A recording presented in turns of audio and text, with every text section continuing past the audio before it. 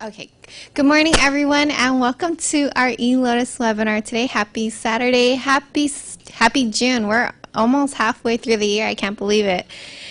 Good morning. Here at Lotus Institute of Integrative Medicine, we are the leading CEU provider offering the largest selection of online courses. We believe that we are dedicated to the preservation of TCM medicine because we believe that the best information is shared and passed on. So thank you so much for being here today. And let's do a little housekeeping before we get started. What you're seeing on your screen, on the top left-hand corner is the video feed, and to the right of this video feed is the PowerPoint for today's class. There are lecture notes available for download, and you can find them on the Blue Course Access page.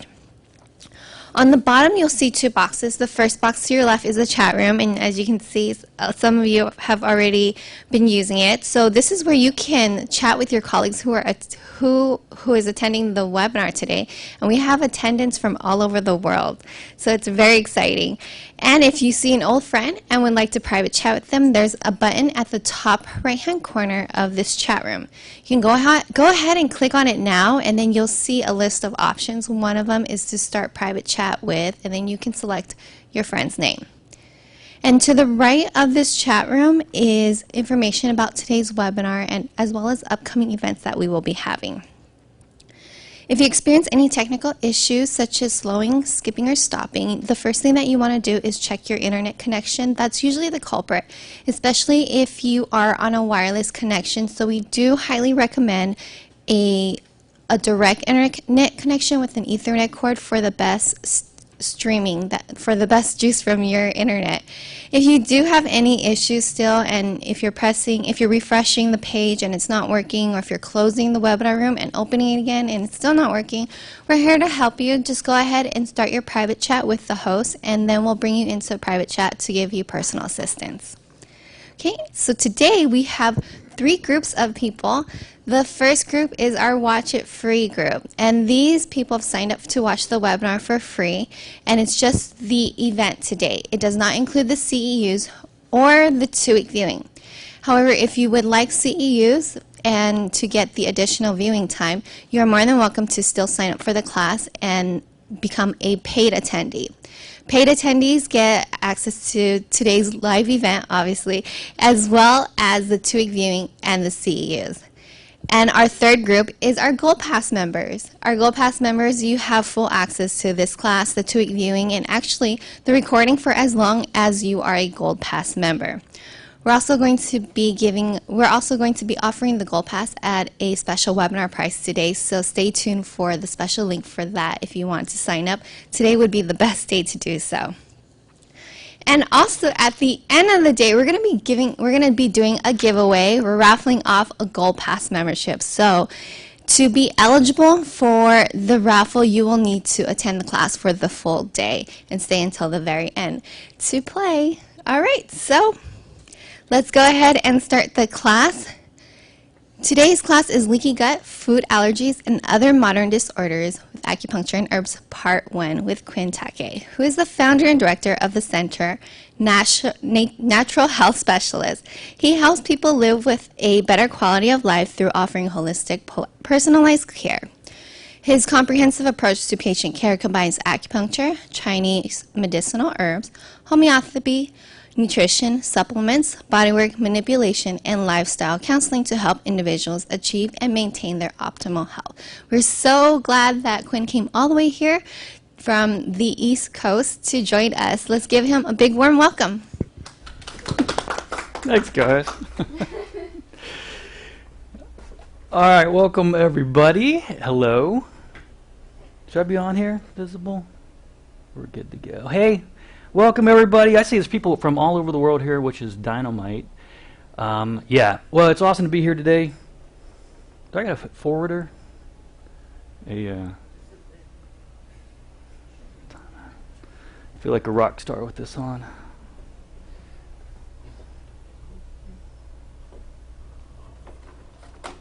Oh, sweet. Okay, thank you very much, Sam. Thank you very much, Donna. Thank you, live attendees. Thanks, everyone out there in the world. And a big thanks to Evergreen and Lotus Seminars for putting this on and for having just offering all kinds of wonderful information to our profession, and thanks to all of you guys that are out there watching this to hopefully learn to grow our profession to become more proficient and better healers, and also for you how that then extends to how you're going to support and help your clients. So thank you, everybody. All right, so let us get started here. All right, so the name of this class is Leaky Gut, Food Allergies, and Other Modern Disorders. This is part 1. Got a really full and exciting day today, and then tomorrow an even more fuller and more exciting day. All right, and we're going to talk a little bit about all these, okay? Now, when I originally put this course together, the actual name of it was the Modern Day Disease Epidemic. And we kind of changed it to the Leaky Gut, Food Allergies, and Other Modern Disorders because a little bit more specifically kind of explained what the course is about. But really, what I wanted to call it originally was the Modern Day Disease Epidemic and a step-by-step guide to saving the world. Okay, so, I mean, I say this, it's a little bit joking, but it's also a whole lot of it serious, too. Because, to me, our world, we are no doubt faced in a modern-day disease epidemic. That there is a proliferation of illnesses that did not exist 25, 30 some years ago. So much illness is really skyrocketing, and people are really, really sick, very sick, in ways that they have not been before.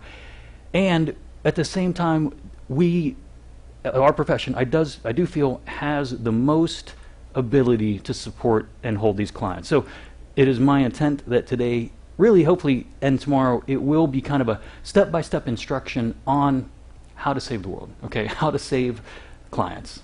All right, so let's take a look at this, a little bit of general information about me. So yeah, my name's Quinn, and licensed as a doctor of oriental medicine and also licensed acupuncturist. I've been in practice for about 17 some years or so. I've been an instructor of Chinese medicine. I've been a clinic supervisor, the author of a couple books here, the Clinical Reference Guide for Oriental Medicine. Hot mic. Fantastic book. I think so. We'll talk a little more about that after. I'm actually have some offers and discounts for you. And also a new release, Insights for Life and Balance. This to me is some of the best quotes, all pertaining to health and medicine, all compiled in one place. Talk a little more about that after the class, okay? So I've been around, was the president, vice president, and on the board of directors for New Mexico forever. So yeah, it just involved politically and actively, locally, and then also nationally as well.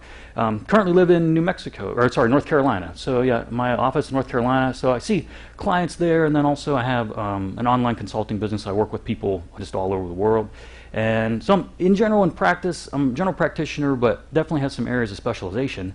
And that's really, one of these is really everything we're talking about today, which is like gastroenterology, immunology, and how that basically translates into this whole slew of modern day inflammatory processes. All right. So, yeah, and really, and we're going to go over this time and time again, and what I do is I really kind of mix a little bit of Eastern perspectives with a little bit of Western perspectives, a little bit of functional medicine, and then really my main treatment modalities are going to be acupuncture, of course, Chinese herbal medicine, supplements, diet. Diet's going to be huge, especially for this topic. We're going to lean really heavily into that, and then also looking at lifestyle. All right, and what we're going to do today is we'll be talking about each one of these again in a hopefully very specific step-by-step guide that you guys are able to leave today with some really hands-on, concrete, practical information.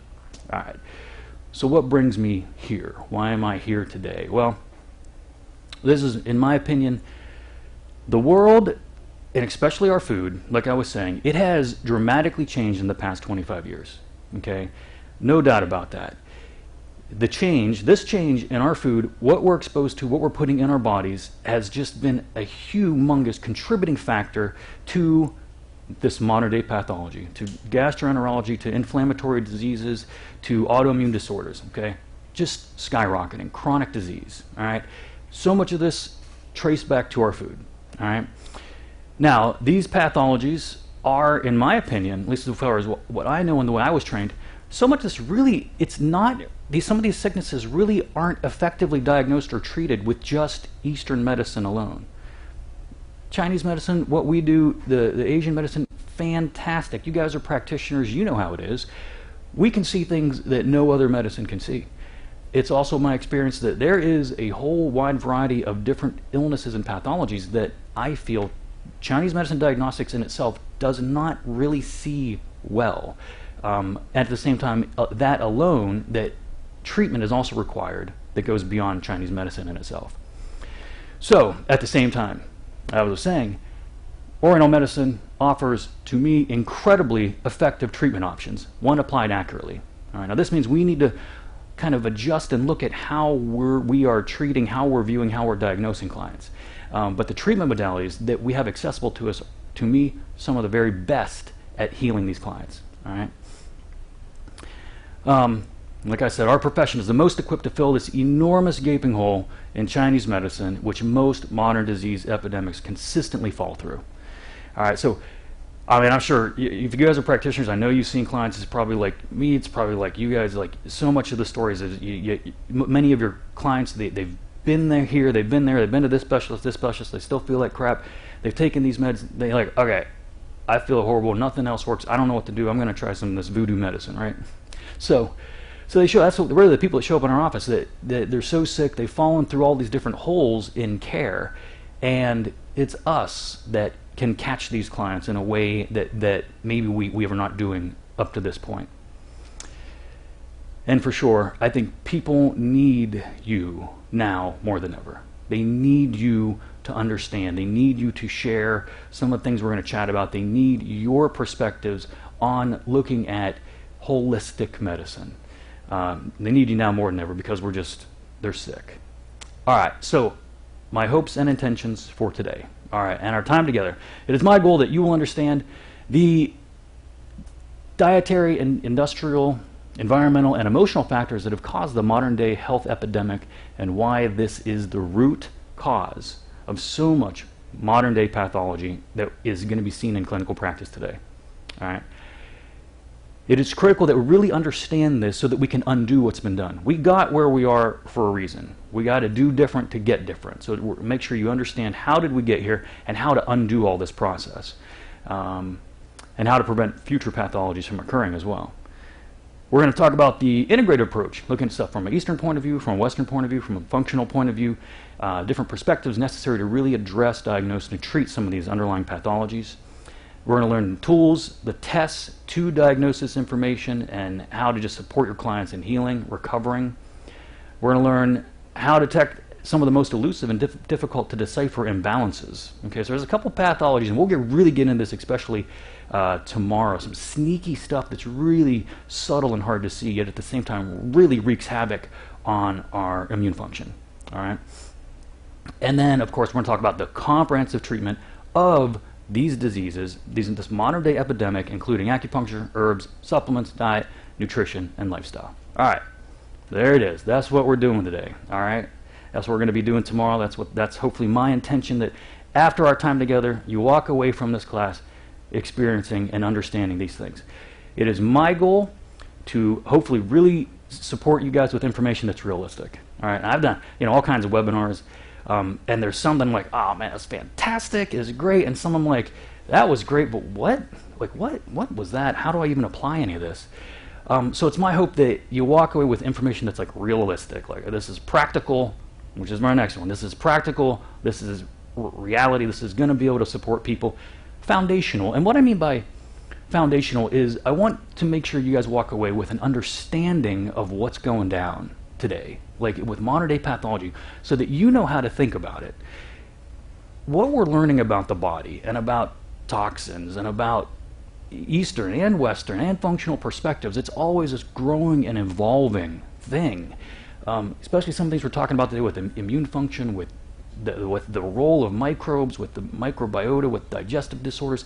It's always growing and evolving, and I just want to make sure you understand the basics, so that it's not like protocols like, oh, do this for A, B, and C. It's that you're empowered with information that you know what's going on, how to think through these things for yourself. You can come up with your own new ways of dealing with some of these things that are like plaguing us. All right. And also, my goal, let's have a little fun. All right. That's how I roll. I just like to have a little fun. So today we're going to be doing hopefully doing a little bit of games, giving away some big, amazing prizes in some games that we're doing. So let's roll. That's what we're going to do today. All right. So overview of today. Let's review where we are. Here I'm talking all this stuff about like, oh, we're sick and modern day pathology. Well, where are we as a society? Let's figure that out. The next big one, how did we get that way? All right. Again, we got to undo what we've done. We've gotten where we are for a reason. We got to do different if we expect to get different. All right. Really look at some of the etiology of the modern day pathology, and that's really looking at the gut, the leaky gut, what happens, and today specifically, how does that progress and turn into food allergies and the effects of that on the body. How to detect and diagnose these things, how to treat these things, and then we're going to look at case histories that really applies the diagnostics, the treatment, acupuncture, herbs, supplements, lifestyle, all together, so it really solidifies all the things that we've done today. All right, so that's kind of overview of what we're going to do today. All right, so I can see you guys writing here. Hi everybody. So yeah, please feel free to answer your questions. I'm kind of be going back and forth, but I want to make sure that you guys in the live audience here, as well as everybody out there in cyber world, that I am accessible to your questions. So just go ahead and write them up, and I will do my best to address these as they arise. Okay. Okay. Great. Questions with you guys at all? All right. Great. Tomorrow, even more fun. All right. So what we're going to be doing tomorrow, we're going to review what we did today. We're going to have a lot of exciting information that I really want to go over today. Well, thanks, Lisa. I appreciate you. Thank you. We're going to review today, and then we're going to talk about some more, and I'm going to explain how all this happens, but we're really going to get into yeast, we're going to get into bacteria, we're going to get into emotions, adrenal function, unusual sneaky suspects and culprits. Again, detecting and diagnosing these things, how to treat them, and again, I'll hopefully solidify it all together with realistic real-time case studies. Okay, there we go. Ladies and gentlemen, are you ready? Ready for fun? Ready. Okay. All right. So it was when Evergreen, eLotus technically, and they approached me about teaching. One of my biggest challenges was kind of figuring out, well, where do I start? Because when we look at the scope of Eastern medicine, it's big. It's really big. Some people do TCM, there's Japanese acupuncture, there's Korean, there's 5-element, there's classical. Some people do herbs, some people don't. I know where I'm licensed in North Carolina, you can practice acupuncture and you don't know jack about herbs. So some people know herbs, some people don't. Some people work with supplements, others don't. Some people, they really get into emotions and lifestyle with their clients, some not at all. Some really look and rely on diet. Others, they don't really talk about it at all. Some people do different types of diagnostics. You got heart, you got tongue, you got pulse, inquiry. Some people use labs, they don't. There's a big debate whether our profession should use labs or not use labs. Conventional laboratory testing. There's probably people here that are brand new grads, maybe in school even, and people that have been around for 50, 100 years. I don't know. Some people look at things holistically. Some people look at things really treatment-based and really just specifically and somatically. So it's a big one. And what I want to do is really make all this useful for all people. So I want to get into some stuff that for some of you might be like, duh, like no kidding. But others it might be like, oh, I never really thought of it that way. All right. So for those of you who are kind of like, duh, dude, get to the point. Just bear with me. We're gonna see how all this builds on each other. And at the very least, it'll be a good refresher. All right. So let's start at the beginning. All right. It's a very good place to start. All right. First question. Where's this from? Famous words. Okay. Everybody out there in cyberspace. Where's this from? Let's start at the very beginning. A very good place to start. Who knows? You guys know? Come on. Somebody out there knows. Let's have some fun. Yes. Catherine, Kim, boom. There we go. Sound of music. That's great. That's good. So let's have some fun. Why not? We're not just going to learn. Let's have some fun. All right. So what we're going to do is we're going to be having some games here. So yeah, everybody get ready online, okay, because I'm going to be having some questions. We're going to be giving away wonderful prizes. Donna, you said we're going to give away a couple gold passes to people today? I'm just messing with you. No, but you get bragging rights, okay? That you can show everyone online that you're the smartest. Like like Catherine Kim with The Sound of Music. Good job, Catherine. 1 point for you. Keep track. Okay. So what we're going to talk about is, okay, so we got the manifestations of, okay, so we got like an iceberg. Icebergs are amazing because like they're huge when you see them, but really they are enormous underneath the water. So really kind of what we're experiencing today is really, it's what we can see. It's the manifestations of all these different problems and things coming together, all right? And we can see the tip of the iceberg, all right? But what we really need to, what we're going to talk about now, and we're going to spend a good part of this morning talking about, is how did we get here? You know, what is the fundamental stuff? What's been out of balance with our world that has brought us to where we are today? It's critical that we understand this, because as healers, as practitioners, it's going to be your job to make sure that your client knows this. Because again, if they're showing up with some of these pathologies, it's because they got all this underneath, okay? They got to understand, where did their iceberg come from? They got to understand it so that they can undo it. To get different, we have to do different. I say that to my clients over and over, and I've probably said it at least 4 times a day, and I'll probably say it about 600 more, all right? Okay, so let's kind of talk about this. And, you know, it's interesting because in North Carolina, we used to have these great CEU events that we'd get together and we'd have like case studies and we'd like talk about stuff and about, you know, they'd present a problem and then people would share information about how they think that we, you know, go about treating it. And I would always be, you know, like, well, maybe you need to look at their food, and oh, maybe this person's got some gut issues. And, you know, everyone's like, what? And they're like, you know, you're always talking about this stuff. Can you give us a class? I'm like, sure, let's do that.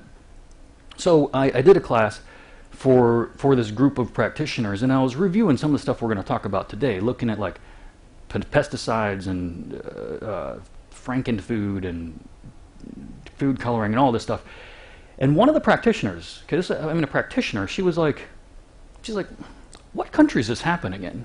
You know, and we're talking about like, I mean, just industrialization of food, you know. So I don't take for granted what you guys out there may or may not know, okay? Some, you know, the ideas of the food being nasty that we eat is fundamental. For others, it's a new concept. So this is what we're going to talk about, okay? Okay, so all day, today we got 7 sections, just so you guys know. We got 7 sections we're going to go through, and I kind of outlined it, and it's all in the notes and the handouts that you got. But that way, you know, hopefully we can kind of have some organized thought as we move through all that we're talking about. So first of all, let's really look at where are we as a society? You know, where are we as a country, really? While a lot of these pathologies are occurring throughout the world, I guess it's my experience, maybe that's just because I live in the United States, but I do feel that it is, some of these things are really, the United States has taken a wonderful lead in these issues. And a lot of that, I think, is because of the things that we allow to happen to the stuff that goes in our bodies and the stuff that we put on our bodies that is illegal in other countries, okay? Now, everywhere's got their pros and their cons, and we're going to actually talk about all this, about what's going down in the United States versus Europe, other countries like that, okay? So how healthy are we? Okay. All right, so let's look at,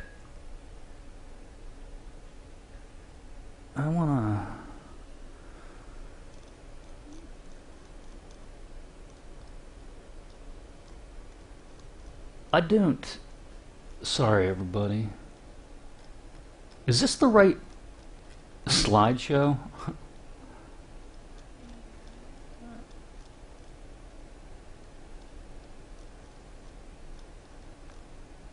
Okay, looks like a lot of stuff. You know what? This is the slideshow for the handouts, which is, yeah, this is different. Okay. Who did this? You tell me. It's my fault because I didn't tell Sam. Donna's fault. Bad Donna, bad Donna. Ah! Yeah, so this is probably the handout one. This one's overhead. Overhead, right on, right on. So let me close the other one. Okay, take a little moment here, because we're going to miss out on some very fun, exciting games. Okay. Right on, right on. Okay, this other screen had gone off too. Oh, you just it likes to be given attention, so you have to go like this. Oh, hey honey, it's okay. It's okay. All right.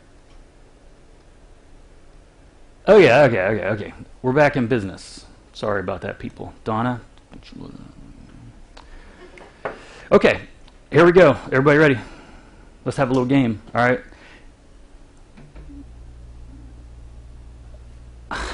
Okay. In the United States, 1 in how many deaths are due to heart disease? Boom, boom, boom. I think, Annette, you got it. 1 in 4 people are dying due to heart disease. What? Okay, let's go again. 1 in how many people have high cholesterol? Who's the smartest of them all? Come on, Laura Dawson. Choo-choo. 1 point for Laura. Good job. 1 in 6 people have elevated cholesterol. All right, how many people have high blood pressure? Live audience.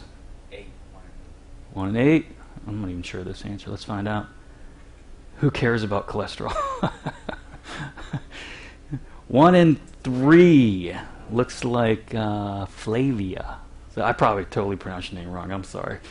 All right, let's look at approximately what % of American children are overweight? Inflammation is the issue for sure. 30%. Who was it? Somebody was it up there. What fun! What fun! It's kind of like a, kind of like. Okay. Let's go again. Autism diagnosis has increased what % in the past 20 years? Oh snap! 600%. And actually, we got some other statistics. We're going to talk about that. And I just learned some new statistics that's even like, what? What's the deal? It's crazy. According to the CDC, what % of Americans are overweight or obese? Who's got it? 66. Oh, everybody up there was 60. Cynthia, close to 65. 66% of the people are overweight. Okay. The average American is how many pounds heavier than his or her ideal body weight? Ready, go. 20, 30, 23 pounds, right in the middle there. Good job. Good job. Oh, this is fun, isn't it? Okay, this is an interesting one. What % has food allergies increased from 1997 to 2011 in children? All right. What was that? 80% says Donna.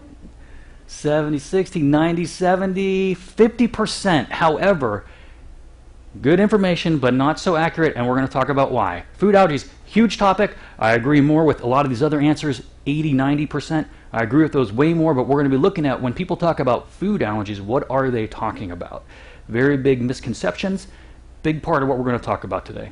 So yeah, a little slightly inaccurate information, but this is, well, we'll talk about this more, okay? 1 out of 3 children have been diagnosed with a food allergy. 1 out of 13. Again, perhaps, but not really, and we'll learn why. Yes, possibly, maybe more diagnosed because more tested. Probably that's true, but we'll chat more. Okay? 1 out of how many people have some form of IBS?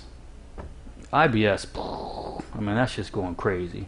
1 out of 4, 8, 12, 6, 5. Who said it? No one. Close enough. You guys are close enough. 1 out of 5 people have some type of inflammatory bowel issue. To what is your bowels inflamed and pissed about? That's the question. All right, according to the American Cancer Society, this is sick. How many Americans will be diagnosed with cancer today? According to the American Cancer Society. Who got it? 1 in 1,000, 200. 1 in 4. No, sorry, 4,620 people are going to be diagnosed with cancer today. What? According to the American Cancer Society, how many Americans will die because of cancer today?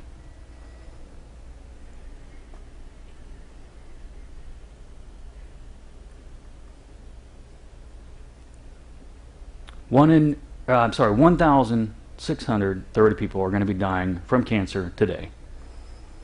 All right, here we got some graphs on looking at chronic, just the progression of chronic disease. Here we got constipation, and really with all these, you can kind of see right around, it's like around 95 or 6. You start to see that goes into the red, and you start to see an upward trend with chronic constipation, gastroesophageal reflux, Crohn's disease, diabetes. Here we're looking at the progression of chronic disease. That's over on the on your left-hand side of the screen. Yeah, but you can see, I mean, from 90, 2002, projected to 2020, it just keeps going on. These chronic illnesses, diabetes, respiratory, COPD, other diseases, cancer, cardiovascular diseases. Here we got some more information on countries with a BMI of over 30. And here you can see United States, whole way down on the end. We did it. We're the victors. All right, here, increasing number of overweight children around the world. And here you got this nice little group. And here, all together with some of these other industrialized countries, United States. Woohoo! So proud. Autism in schools. Here you can just see from 91 how much this is so significantly increased. And this ends at 2003. Actually, I got a better one here. We'll go back to autism in a second. Oh, so this is crazy. Okay, so this is the publications in medical journals on autoimmune dysfunction. Okay, 70s, 80s, 85, 90, 95. I mean, you can just see skyrocketing, and so it's 800% increase in autoimmune disorders in 15 years. Okay, according to the publications on this. Now, we also have to take into consideration that the vast majority of autoimmune diseases are misdiagnosed for at least 15 years. You guys have probably seen this in practice. You know, these people got these issues. It takes years and years to actually get an accurate diagnosis. So if this is a reflection of the amount of autoimmune disease that is becoming prevalent, then it is way, way higher than this. Here we got autism. Okay, so here we got like 1 in 5,000 kids in 75 with autism, and it just goes up to 2009, 1 in 110. 1 in 110. And this was 2009, and actually I was just talking with Tina Chen the other day, and she said that she had another speaker in, and they said that now, in 2017 or maybe 2016, it was 1 in 68 kids have autism. And she told me some statistic, and I'm not even sure what it was, but something like by soon, I don't know if she said 2030, I don't know, it was like 1 in 8 kids are going to have some form of autism. Does anyone out there know the stats on that? It's something very disturbing. I don't know for sure what that was. 1 in 50 boys, says Erica. Yeah, 1 in 68. Yes, thank you. Yes. So, yes. Okay. Here we go. Let's take a look at diabetes. And here you can see we got just growing, boom, right around 97. Something in here, this green line just shows the normal. That's a tough word. The trend that it was going. If it kept going, it would keep going this way. But you can see right around 97, start going up. All right. New cases of diagnosis, again, same thing, right around 96. Really start going up with diabetes. Prevalence of chronic diseases, up. You get the picture.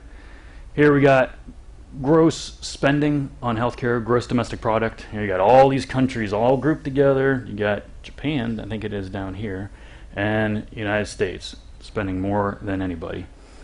Life expectancy. So we spend more, yet we are expected to die sooner. So again, all these one up here are all these industrialized countries here.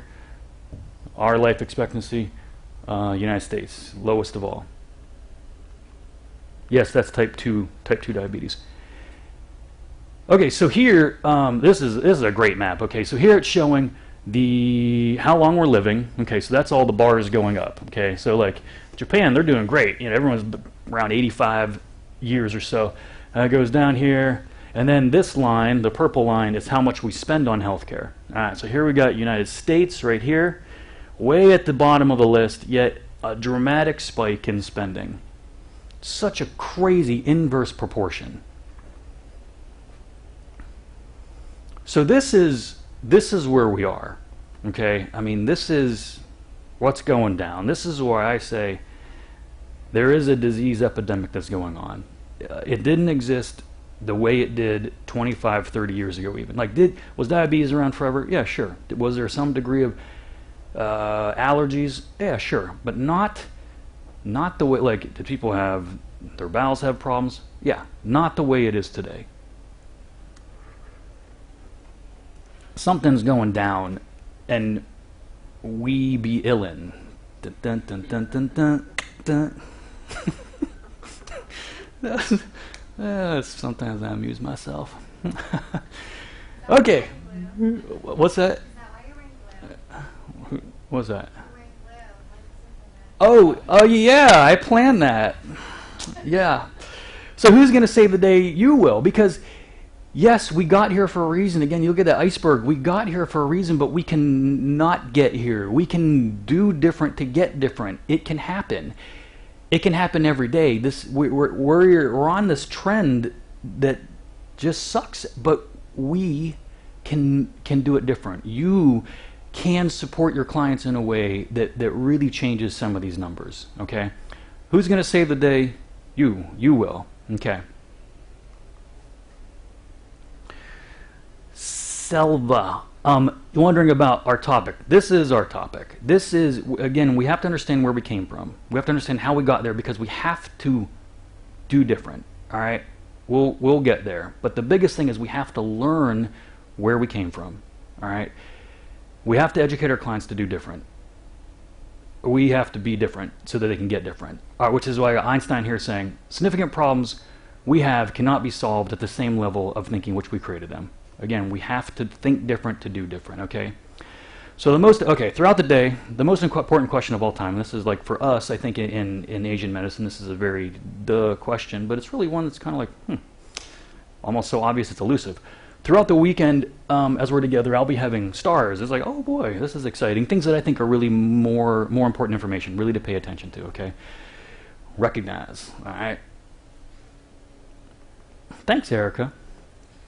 So the more question is why? Why are we sick? Why is diabetes going up? Why is autism crazy? Why has everyone got IBS? Why is everyone dying of cancer? Why? Everything happens for a reason, okay? It's a question why. Okay, you got headaches. And of course in Chinese medicine we know, everything's always differentially diagnosed. Oh my God, I got a migraine. Okay, well why? Okay, well, it's liver qi stasis, your yang's rising, you're blood deficient, whatever. That's the why. But underneath all that still is another question, why? Well, why is it all stagnated? Why is it that? So this is what we've been talking about for the past 40 minutes, about how and why we got there, okay? Okay, questions with that? You guys, people out there? Okay.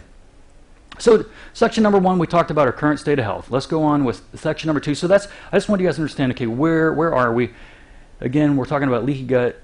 The alternative title is the modern day disease epidemic. To understand modern day, you have to understand, okay, what is going down in the modern day world. All right. To me, food is our greatest poison, okay? And again, we got to look at how did we get here. And to me, food is one of the most significant and influencing factors contributing to our state of health. Like, it's how we come in contact with the world. Like, of course we do through touch and through smell. But food, you take the world, you put it inside of you, and you're like, deal with that. So your body's making these decisions. What do I do with this? What's in this food? Do I like this or don't I like it? Is this good for me or is this bad? Do I want to fight this or do I want to let it in? Food is our greatest poison. All right. So let me share with you a little bit about kind of how I got here and why I'm all like wrapped up in food and this modern day stuff like that. So I've been treating people about 20 years or so. Does this include beer? Don't say such things, Erica. It's horrible. We'll talk about beer because everything's a matter of balance. Okay, so it's very rare that I got never do and always do. Me, it's all about balance. Okay, nothing is inherently good or bad, and that's actually like when I got out of school. I mean, first I got into practice, and probably like you guys, like honestly, for 2 years, I'm like, what the hell am I doing? You know, I'm like just trying to figure out what is acupuncture? How does acupuncture work? How do herbs work? I'm just trying to like run a business. I mean, it took me at least 2 years before I felt like I was like competent. And I remember that like I didn't really care about food at all. It was just kind of out of my radar. Like, yeah, I had nutrition, and yeah, I had, you know, Chinese food therapy, and all that. But honestly, I'm like, you know, looking at the yin and yang, I'm like, well, everything's got their pros and cons. You know, like obviously good to not eat a bunch of crap, better to eat some more healthy stuff. You know, and that's really kind of the extent that I would guide and support clients in nutrition. And honestly, for me, it was just kind of like you know, I'm more focusing on acupuncture and herbs, and that's what I was more trained in. Bless you.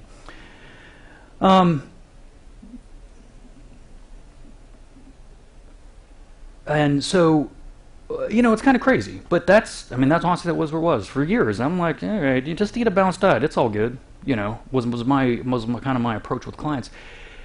You know, and then, I mean, this is so, you know, to reflect back on it, this is so dumb, but I mean, this is how it went down, is that, you know, like I'd see somebody and like they'd have their gut would be all jacked up, right? You know, I'm like, oh, okay, well, this is clearly spleen deficiency with whatever, you know? So, you know, you treat them and they'd be like, oh, you know, I was great. And then I got not great. And I'm like, oh, well, that's interesting. All right, well, maybe we just need to strengthen your spleen more. So I like treat them with the, you know, spleen tonics and, you know, give them acupuncture and stuff like this. And, you know, they might be good and then they'd get bad. You know, so this goes on with several clients, and ultimately I'm like, what? Am I missing something?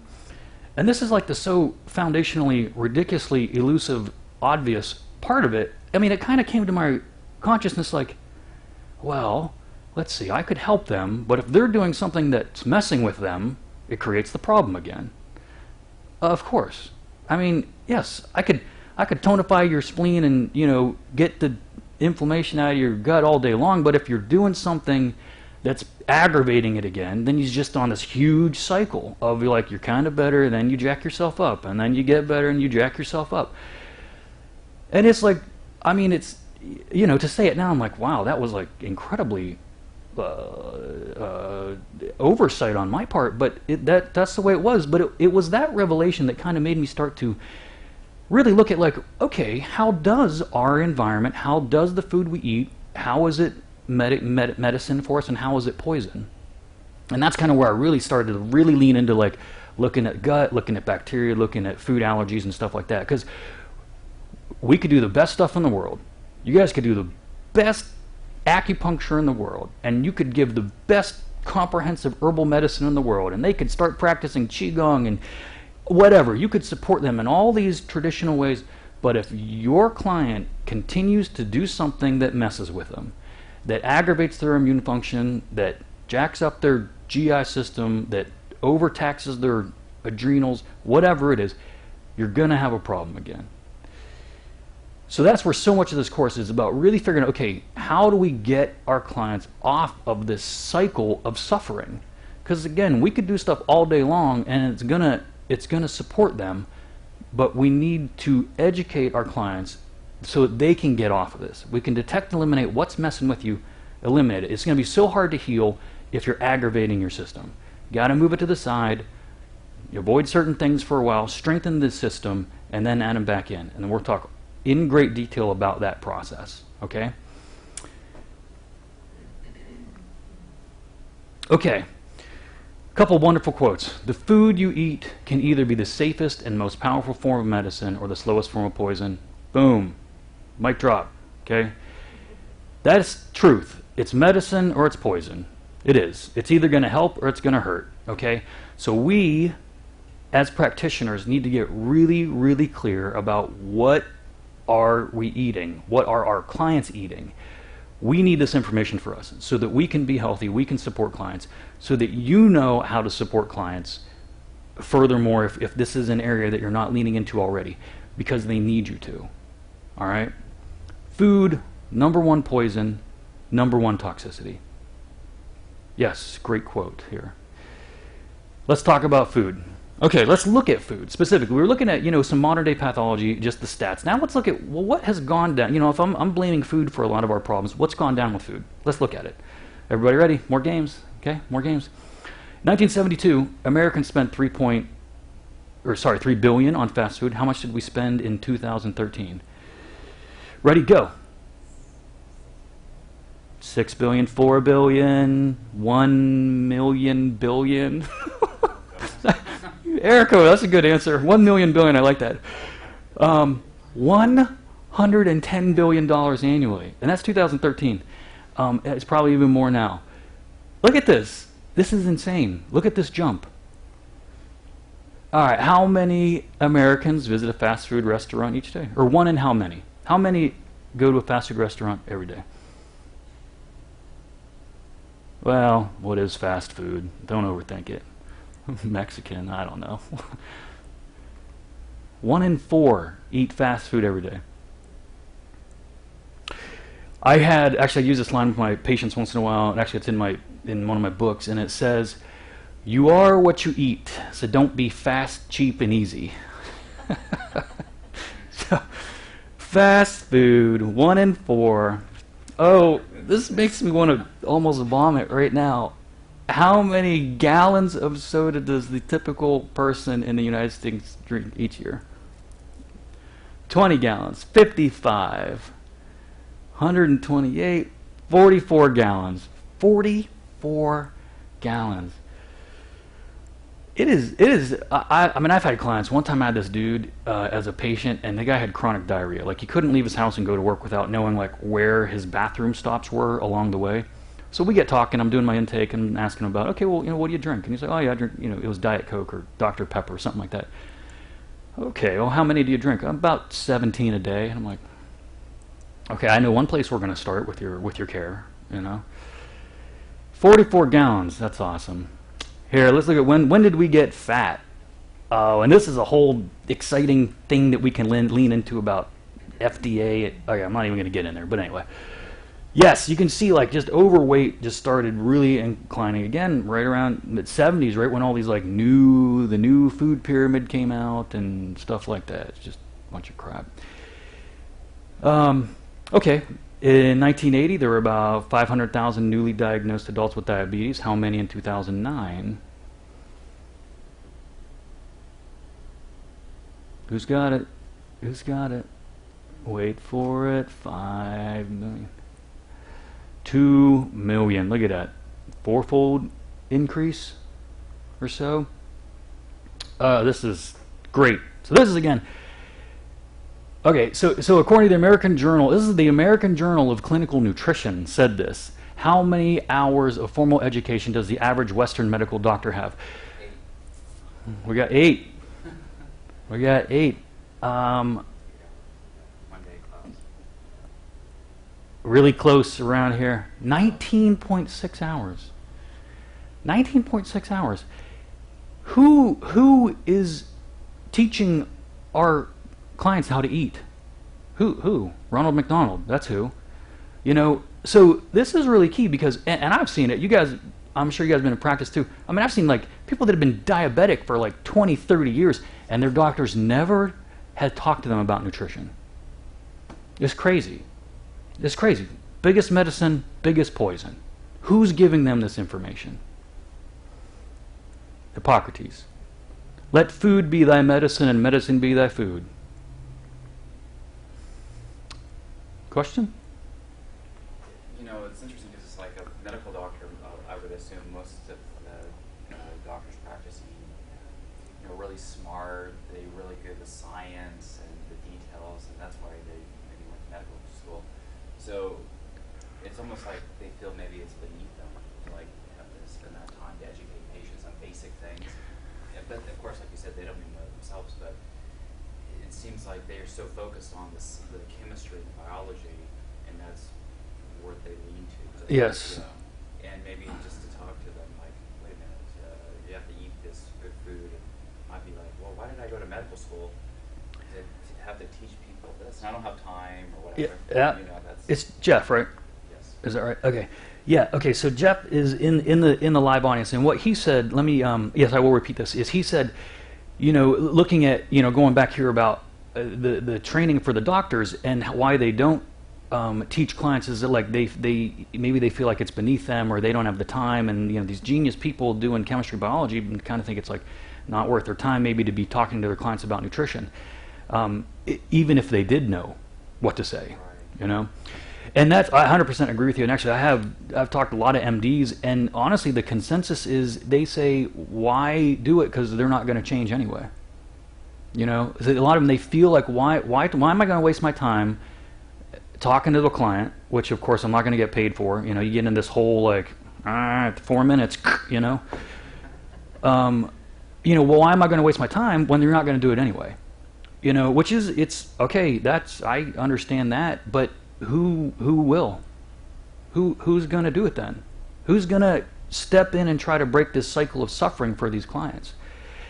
And yes, this is a reflective of a cultural problem where I bet probably most people that go there, they're like, dude, shut up, just give me meds. And you're like, I don't want to hear about just give me some medication. That's what I'm here for, It's our society. This is not just a problem with, it's reflective of what we think is healthcare. How do we care for ourselves? What do people think is healthcare? For the most part, I'm preaching to the choir, but I say we don't really have healthcare in conventional medicine. There's not a lot that has to do with health. It's more about sick. It's more about sick care, and that's important. Okay, and I'm not knocking that, because Western medicine, pharmaceuticals, no doubt they do save lots of lives. Fantastic infectious disease, fantastic for traumatology and things like that, but it doesn't have a lot to do with health. It's not designed to make you become healthier. Nobody has a sickness because they're lacking a pharmaceutical medication. Like I don't have anxiety because I'm lacking Xanax in my body, So yes, it's the whole system that probably most of the clients, they do show up and they're like, blah, blah, blah, I don't want to hear your talk, just give me medication, I'll be out my way. So it's the society that we're in. That is just another manifestation. It's a branch of the modern day disease epidemic. Yes, you can continue on this cycle. Our clients can continue on this path of being sick. Do it if you want. But there is another way. And for the most part, they don't know that. They don't know it can look different. They don't know that there's a problem with drinking 17 Diet Dr. Peppers in a day. They don't correlate like, I'm having diarrhea all day long, and it's because of my addiction to Dr. Pepper. These things, they don't line up in their minds. We're so separated from causative relationships nowadays. We're so separated from the basic fundamentals of like, eat good food, move your body. I mean, who the hell doesn't know that? But it's like this incredibly obvious thing that's become so obvious, it's so cast to the side. I don't want to move, just give me some medication, And that's why I got here, I keep saying, to get different, we have to do different. If we expect to start to see significant change in our clients, if we expect to start to move them from a point of sickness and suffering, of chronic illness, to a point of health, we have to be the ones that stop this cycle of insanity. Who will do this? It's not sure as hell going to come from their primary, in most cases. Okay, so how bad is Mountain Dew? And preaching to the choir, right on. Yes, we're going to talk about Mountain Dew, actually. Okay, so that was, yes, thank you for raising the question, Jeff, because it really does, it touches on really the incestuous, yes, the cult, what he said, the cultural context of these pathologies. Absolutely right. It's ingrained, it's insidious, it's in us, it shapes the way people think about how to care for yourself, about what you deserve, about what you should do, what you shouldn't do. It shapes everything. Okay, so again, we're looking at food as one of the biggest pathologies and also the greatest medicine. So who has 100% control of what you eat? always start with food. At least I do. I always start with food because, again, it's the biggest way we come in contact with the world. Again, through touch, through sight, through smell. But food, you put it into your body, you have to deal with it. It's the greatest way that we come in contact with the world. And we have 100% control over what we eat. But my food comes with toys. That's a scary dude.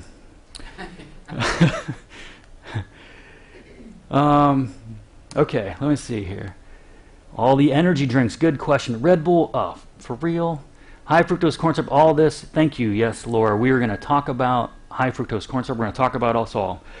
Okay, but again, it's all about balance. Okay, so it's all about balance. Honestly, there's problems with people that are too clean, I think, because it's about balance. People like they're so strict, and I just want to be like, dude, chill and get a beer, okay? It's all good, you know? So it's all about balance. And even as we look more about balance, like we're going to look at that, we can be getting completely triggered and inflamed by food that theoretically would be the best food in the world. Like, for example, you could eat Farmer Joe's organic spinach down the street. Local, homegrown, organic spinach, most nutrient-dense food, free of chemicals, pesticides. Theoretically, one of the most best things in the world. Not so good for you if you're allergic to it. So that we got to get clear on where's the balance for you. Now, I do got a list of some things that I say it's got to go. Just eliminate right away. We're going to talk about this. But then also I want to talk about some things that are things to really pay attention to. Okay, things really good to do in moderation, things to cut back on. And all this, again, I offer so that you can support your clients this way too. Here we got Ava saying the FDA allowed high fructose corn. Yes, we're going to talk about this. It's a mess. So it's great. So some of you guys are really up to date with like FDA, what they're doing, labeling, policy, the economic thing. It's a huge mess. Yes, there is a problem with money and eating well. It's true. Oh yeah, Jeanette says, I've heard this before, you won't take away my some type of food, but an hour later then they're asking for the elimination diet. Yeah. Okay, so let's look at some food. All right, so we got here for a reason. Okay, step one, we talked about where are we as a country. Step two, we really looked at, okay, how the food has significantly contributed to where we are. Okay, now I want to pick on some specific foods. I want to look at some wonderful contributing the biggest contributing food factors that got us to where we are today. So we're going to give awards out for the best supporting, contributing players to us being sicker than ever. Great. All right. So I have personally a list of 4 things that I tell my clients, these got to go right away. Got to go right away. I give them a lot of paperwork on their initial visit when they leave about, okay, these things got to go. And the reason why I have this list of 4 things is because, again, it's all about balance. There's nothing necessarily inherently good or inherently evil all the time, okay? It's about balance. Like, for example, I've had clients that I'm like, don't try to stop smoking right now. That's probably a bad idea. You know, I mean, is smoking like god-awful? And of course. Is it really helping them physically in any way? Of course not. But it's got benefits to them. You know, that it gives them that 3 minutes of downtime because they hate their job and their kids are freaking them out and they're stressed out and they hate their husband. You know, and that 3 minutes of time to themselves has its benefit too. You know, so everything's got their pros, everything's got their cons. But these 4 things, and these are the first ones, that I say there's not a good time and place for these because you can get all of these things in what you want to eat that doesn't have it in it. Okay, so for example, like here, the first one we got here is artificial sugars. Like, okay, like let's say my guy with 17 Diet Dr. Peppers, he's got to have his Diet Dr. Pepper, or he's got to have a soft drink. Let's just theoretically say it. I mean, okay, then at least do the real crap instead of the fake crap. You know, at least have it. And even like now with Coke, I mean, Coke's even catching on with this. So, you know, originally they had originally was like Coke back in the day, like sugar with sugar in it, and then now it's all like high fructose corn syrup, and now they also have an option, Coke with sugar in it again. You know, I think they even recognize people like they don't want artificial crap. Hooray. So I'm like, okay, if you're going to drink a Coke, not there's a good reason, but at least drink a real one instead of with artificial crap in it. Okay.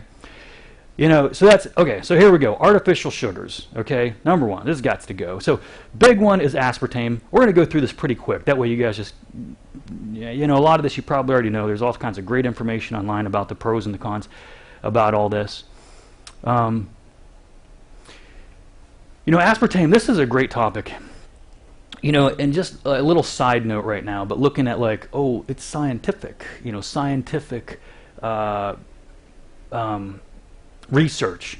So I was doing some research on aspartame, okay, on like, well, what does it do and who says that it does what it, you always got to look and see who says it does what it does, you know. It's good, says who. It's bad, says who. So I one time I got really digging into like some research, and I came across this research that was done on research for aspartame, and it was fascinating. It was like they looked at, I don't know, hundreds of studies, and something like 90. Let me get this straight. Something like 94% of companies that weren't funded by the producers of aspartame said, like, yeah, this is bad stuff. It leads to all kinds of problems, neurological problems, hormone disruptors. Whereas then of the groups that were, no wait, okay, sorry, okay, that's right. The groups that funded the, okay, not being clear, the groups that paid for funding that made the aspartame, 94% of them said, yeah, they said 94 said this is fine. Okay, okay, okay, let me back this up.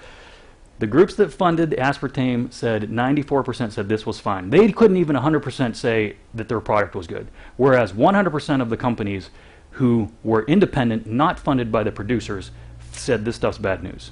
All right. Aspartame, actually I got a whole article on my website about how aspartame came to be. Very, very interesting.